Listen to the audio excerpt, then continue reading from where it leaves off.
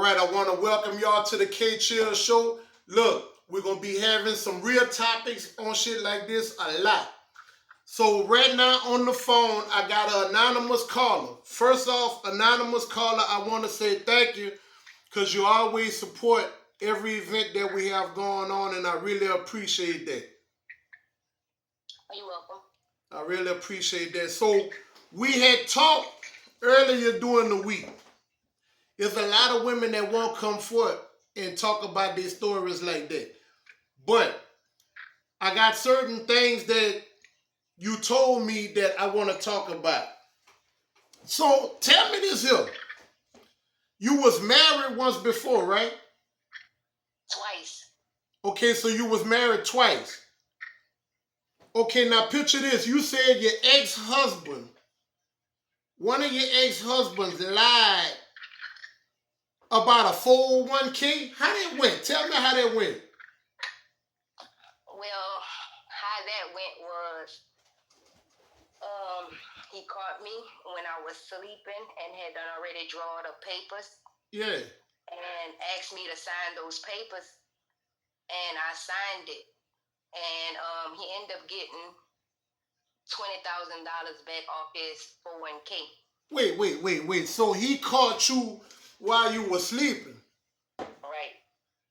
Now, come on now. Be real with me. Y'all was loaded in there? Wait, say that again? Y'all was loaded in there? Be real with me. Y'all was loaded? Y'all was high in that at night? No. I was sleeping, and he had just got off of work. And he just woke up out your sleep and asked you to sign some papers? Right. And you didn't think nothing about that? Well, that was my husband, and I trusted him, but I didn't know really what it was until later on. Then I realized that it was some 401k papers. So when you signed them 401k papers, what he did, that was like a release form to... Yeah, to release $20,000 off of it. And so when he got... And so he cashed in on that 20 without you knowing after you signed that paper. Right. He ended up getting a check. Okay. And he ended up buying what he wanted to buy with it. And when we ended up getting divorced within 5 years' time, I went to get the rest of the 401k, and he had done already cleared out the rest of it. So when you signed that paper, that gave him the right to go in there and get whatever he needed whenever. I'm not sure how that went. I just signed the paper. Okay, so you didn't get a notice or something saying that your 401k, or he used to hide the mail from you? No, you see what had happened was I had called his job, and his job told me that he had withdrawn the rest of the 401k because they didn't know we were still we was divorced. They thought we were still married. And I had right to have half of that money, but it was already gone. All right. So let me ask you this, So you had told me something about he went and got a house, right? Right.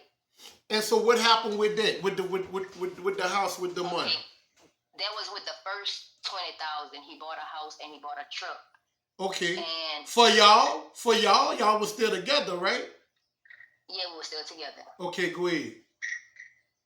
And he bought a house and he bought a truck, and he moved in the house and told me that I could move in the house too. I moved my furniture and my... Well, yeah, I'm gonna move in the house. I'm married to you. Where the fuck else? The fucking right, I'm gonna move in the house with you. What you mean I could move in the house with you? Fucking right, I'm gonna move in here with you. I'm your wife. Well, that was the deal. And when I went to go move in, he ended up calling the cops. And he told the cops that I gave him my furniture and my clothes, and that I was crazy. And the cops believed him. Wait. How the police put you still his wife, right? Yeah, well, the way how the law was at the time, stuff like that would have to literally go to court, and the police was really out of it. They was just there to stop the domestic issue that they had going on, and the way how he made it look like what I did was actually what I did, but I was being naive in doing it. So basically, y'all married, and he was able to put you out of the house that he bought. Right. Man, I ain't never heard of that in my life. I swear. And so he made it look like you was crazy, and the police told you had to go. Normally they give you 30 days or something, huh? I had never had moved in to give me 30 days. But shit, man, I don't know how the law work with when you're married, but when you're married, if he buys something while y'all married, that's for both of y'all in that how I would think. Yeah, it is. It is. But I would have had to go to court to get that. And, I didn't have lawyer money or none of that. No resources. Man, I ain't gonna lie. You done been through some shit. I ain't gonna lie. And like I said, I appreciate every time you come and support our events. Boy, I would have never thought that you went through that type of shit. Damn. Now, okay, so when you got out of the house, you never moved in now, so where you went to stay after he bought that house? Well, I had went and what happened was I had built the outdoor kitchen. Okay. On the side of on the side of my grandmother's house, and I stayed in there until the issue was solved. Damn, bro, that's crazy. So how long y'all was married for?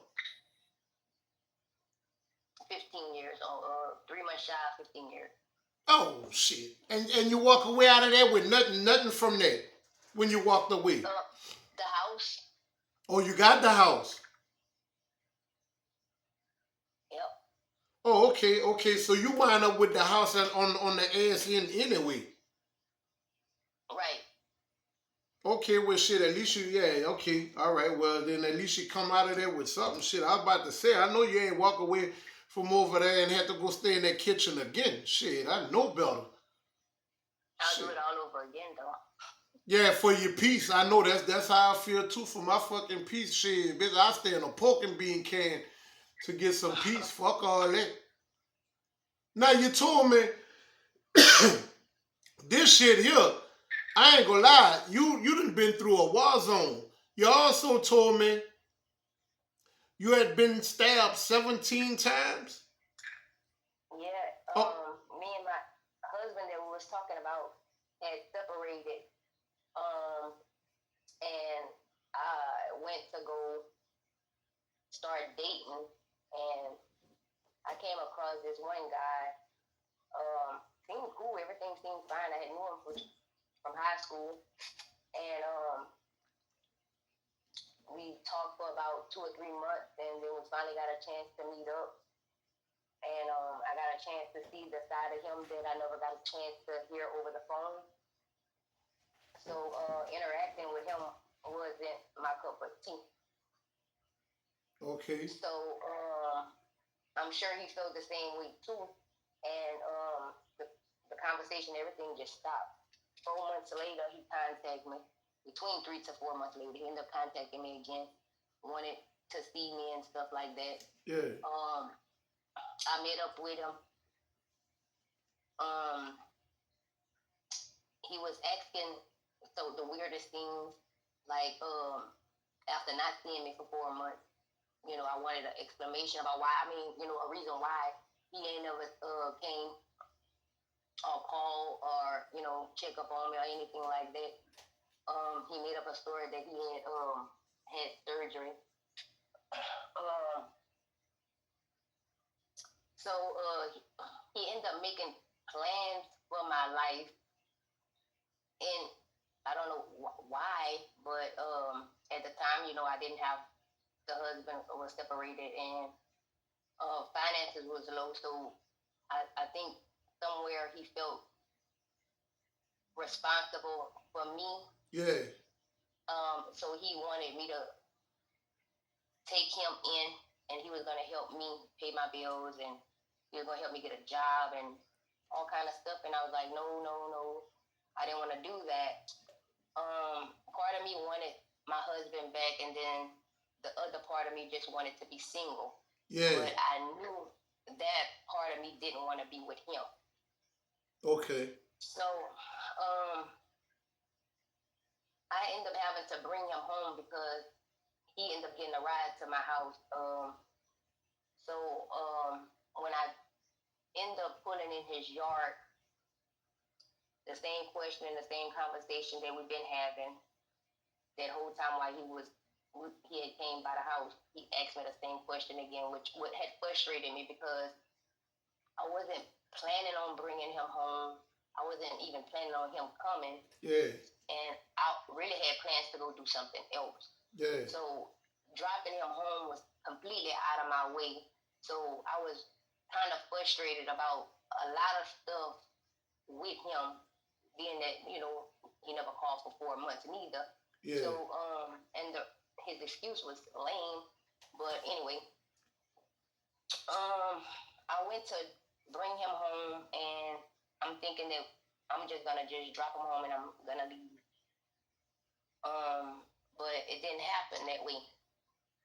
He asked me again the same for the same conversation was that he wanted to move in and asked me why I didn't want to do it, and I kept brushing it off about, you know, the husband and little different things like that, which none of these excuses was actually working for him. He wasn't buying them. So I told him the honest truth. And when I told him the honest to God truth, he flipped out. So you told him you didn't want him. You really told him you didn't want him. You didn't want nothing to have to do with him. Wait, say that again? So you really basically told him at that point you didn't really want him like that. That's what you're saying? Yeah, pretty much. But I mean, it wasn't in my right now voice. Yeah. I mean, it was more like a frustrating voice. So yeah. It was probably like my mean voice. Yeah. After I finished saying what I was saying, what I done said, I thought he understood and I was gonna get out of there. But no, he just started stabbing me, and I was stuck in my seatbelt and I couldn't get out the car. So wait, he had a knife on him. He had a knife already on him. Yeah, he had a knife, and I really, to be honest with you, where I was supposed to drop him at in town, where I normally would drop him at, he didn't want to go there. I had to drop him to his parents' house, which was out of the way, and it was pitch black dark. Damn. So I believe that he knew what he was gonna do. And I think he had already planned it, but I can't prove that. You know? Yeah. Man, so after you got stabbed 17 times, I mean, how you freed yourself out of that car, or how you, what he thought he had left you for dead? Actually, I grabbed his knife because I didn't know I was being stabbed. I thought he was punching me. Damn. Because I was always in a abusive relationship, so I was really bracing myself not to get punched in my face. Yeah. So he was stabbing me in my body part, abdomen area, and that was my lung. And I'm wondering why he not punching me in my face. Usually, if a man is beating a woman, he will want to punch her in her face. And so when I realized that I'm not being punched, that he have something in his hand, I grabbed his hand, and then I end up grabbing the knife. And when I grabbed the knife, in my mind, I'm trying to break it, thinking it's a kitchen knife, but it wasn't. And then when I noticed that I couldn't do it, realized that I couldn't do it, I looked at him and I asked him why he was doing it. So my next thought was to try to calm him down a little bit to maybe he can stop doing what he was doing to me. So I started talking to him a little bit, and then when I couldn't calm him down, he started stabbing me again. He took the knife, jerked the knife out of my hand and started stabbing me again. So I pulled the hoodie which was cold that day. I pulled the hoodie over his face, Ooh. so he wouldn't be able to see. I undid the seatbelt and I held the hoodie down over his face until I could open the door. And when I opened the door, I ended up falling, but I turned over and slammed the car door and tried to stand up as fast as I could. Well, when I did stand up, he wasn't no longer in the car. So I had to wait for him because I couldn't run because he had stabbed my leg, and that was the first lick he gave me. And my leg was busted, so I couldn't run, so I had to wait for him.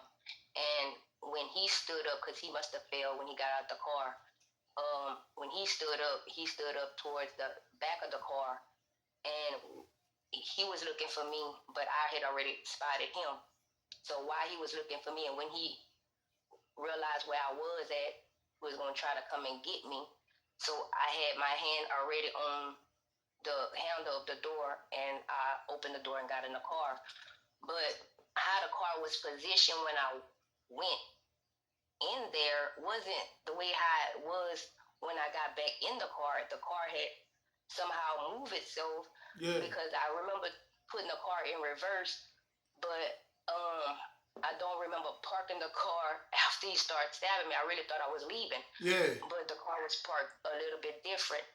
And so when I got in the car and I went to press the gas, I went backwards. And when I went backwards, I hit something. And when I guess it was his house, and he tried to come back in the car. And when I seen him trying to come back in the car and the passenger door was still open, I pressed the gas and started going really, really fast, which probably was too fast, because then I was trying to, burning rubber and sliding all over the people's yard and everything to try to get away from the guy. Damn. And I went to the nearest store because I really didn't think I was going to make it. And I just wanted somebody to know who did that to me. So in case I died, that my ex, the one that did the 401k stuff, wouldn't get blamed for it, because we had a lot of domestic violence calls, and nobody really didn't know me and that guy was messing around. So he probably was going to get blamed for it. So I was just wanting to hurry up and tell somebody who did it to me. So the lady that I did tell at the store, she wouldn't remember his name. So the blood from my hand, I wrote his name down on my car. Bruh. And then I went, go sit down and wait for the cops and everything to come. And I woke up and I was alive, which... How you got to the hospital? Who got you to the hospital? Oh, the ambulance and the helicopter and all that stuff. So when you got to the store, they the one called 911 for you? Right. Oh, man, you done been through some shit. I ain't gonna lie. Man, I ain't gonna lie. You done been through some shit. I survived it, though. Man, for real. So, man, you see, and there's a lot of people out there that don't get a chance to hear these kind of stories. There's a lot of people going through shit behind their closed doors, and they don't know how to come out of that shit. And they need to hear these kind of stories, because this is the type of shit that could happen. You know what I'm saying? Yeah, I mean, I know girls like to be private about their personal business, but it's not at these times. It's not okay to be private about who you going on a date with or where you going at. Fuck no. That we should tell somebody. Yeah, because you don't know if you meeting somebody online. And let's just keep it real. Nowadays, chances are, whoever you gonna meet, you're probably gonna meet them online, because the online community is where everybody is. So people is a damn lie if they say they didn't meet who they mixing and mingling with from probably off of social media, because that's where everybody at all day long. So it's not no weird thing to say that you met somebody from off of social media and that happened, because that's a new way of life. You know what I'm saying? Everybody is communicating through inboxes and whatnot and timelines. So it's not an awkward thing to say that you met somebody through social media because that's where the new world is at. You know. Right. But Yeah, but I met the guy at a store in my hometown, but I've been knowing him, you know, yeah. high school, and other people knew him too, but I just didn't know him in that way. So I'm gonna tell you this. Just for me, you know, seeing you coming to some of our shows or whatever the case is, you know what I'm saying? Sometimes, like you, I'm not saying you in general. When I say you, I'm talking about just people. Sometimes you may feel lonely being alone, but sometimes you placed in that position because your season ain't arrived yet, and sometimes you just gotta wait your season out. Sometimes everything is getting prepared for you to meet the most compatible person.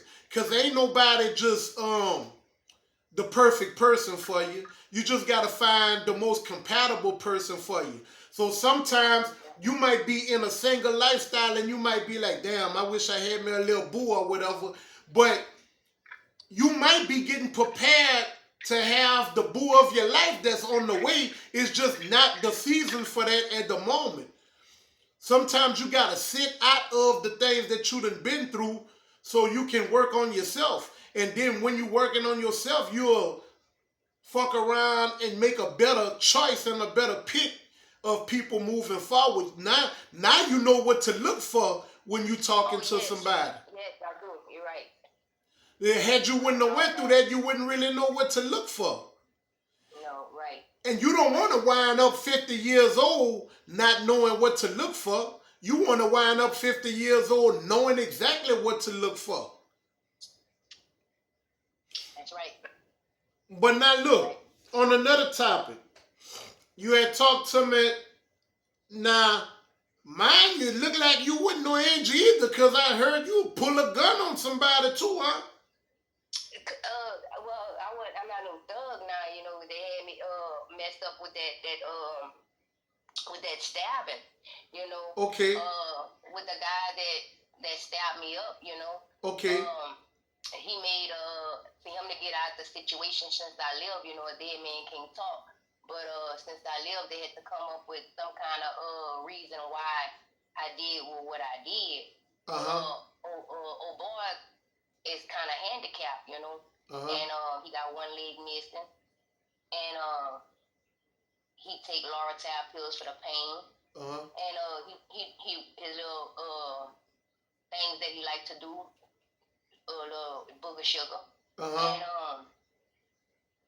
that was not my cup of tea, you know what I'm saying? So it was a lot of things that I didn't like about him, and his drugs habit that he was trying to push on me.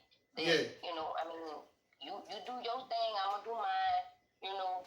But they had me like I had stole his Loratab pills and his pot of cocaine, and the man was, like I said, had one leg, so they put it like he was handicapped.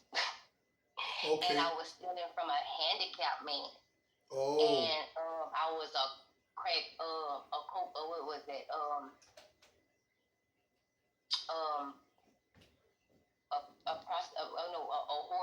crackhead whore that steals. Oh. So they diminish my character and my reputation. Okay. So with on top of all of that, like I said, none of that stuff set well with the husband because the husband actually had to come back and take care of me. Yeah, yeah. So I kind of don't blame him for probably taking that money because it was his own money, and the fact that he actually came and helped me out through all that stuff, you know, and supported me through all that. So let me ask you this. Let me ask you this. Now, be real now, because you anonymous on here. Don't nobody know who you is. Now, be real. When the husband had hit you for that $20,000 lick, now come on, be real with me now. I'm listening, chill, go ahead. had you had fucked over him before? Like, did you, you had stepped outside of the relationship beforehand? Did y'all had them problems? Come on now, did you get one? Yeah, Chill. That's the reason why he ended up getting the money because we had hit a bad financial hardship. Yeah. And with that, you know what I'm saying, problems come with that in the marriage after that. Yeah. So he was desperate. So y'all shit was kind of on the rocks already, cause y'all was backdooring each other probably already. Facts. And it just kept going on and on like that. And so when I ended up getting stabbed and he came to the rescue, he resented me for that. So it was nothing I could do about that. I couldn't heal him. Yeah. So I had to take my rooms. He had to take his. But they had me out there like I was a bad person. And with what was going on with the husband, that like I said, I was living in an outdoor kitchen, which is really not an outdoor kitchen. It's a dog kennel where I keep my animals at.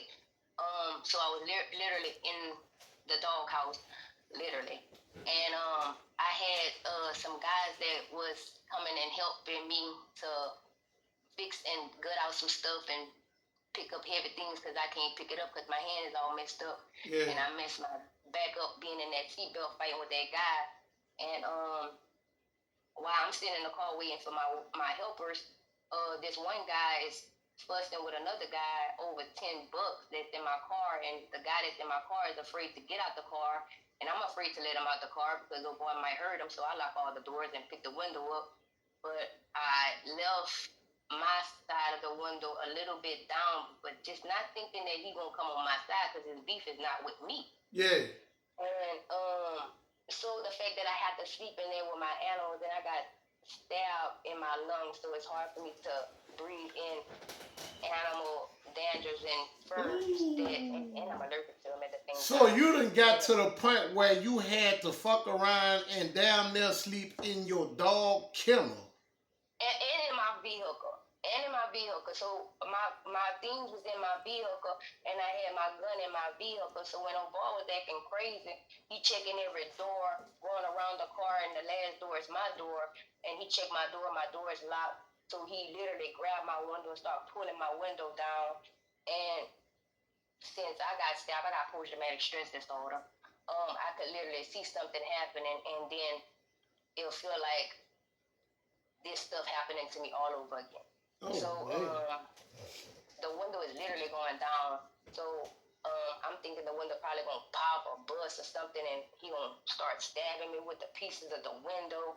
Just making up stuff. So I grabbed the gun and I put the gun on my lap.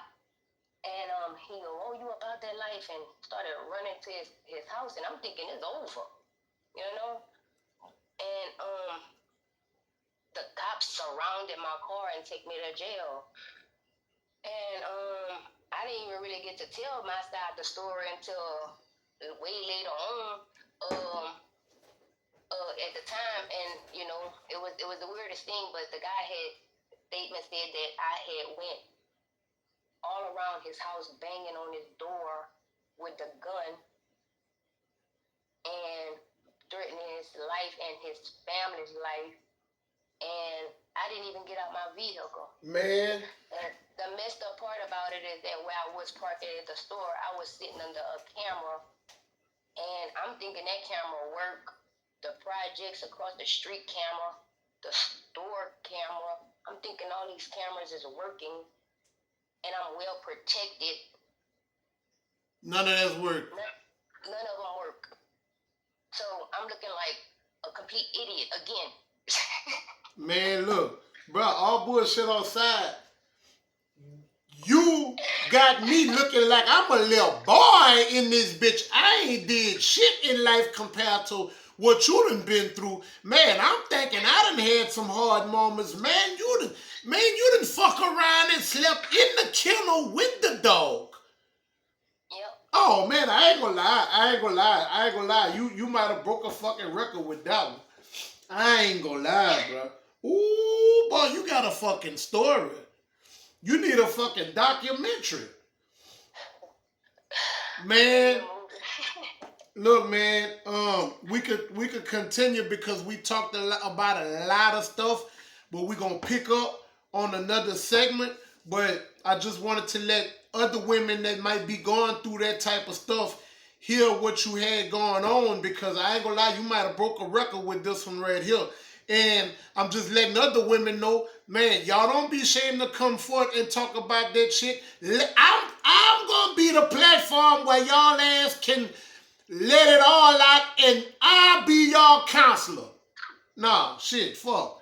Y'all can call in right here, and I'll be your damn counselor. We're gonna talk about this shit and let it out on the table. Because sometimes you gotta talk about it to, release it.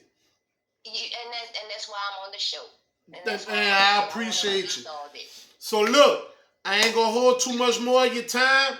I really appreciate you calling in. I really appreciate you giving your story.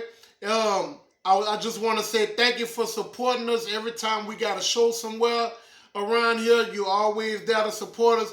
I want to say I appreciate you, and just, man, just keep saying your prayers, because them better days is right around the corner for you. I guarantee you. If you done been through all of that kind of rain, the sunshine gonna show real soon.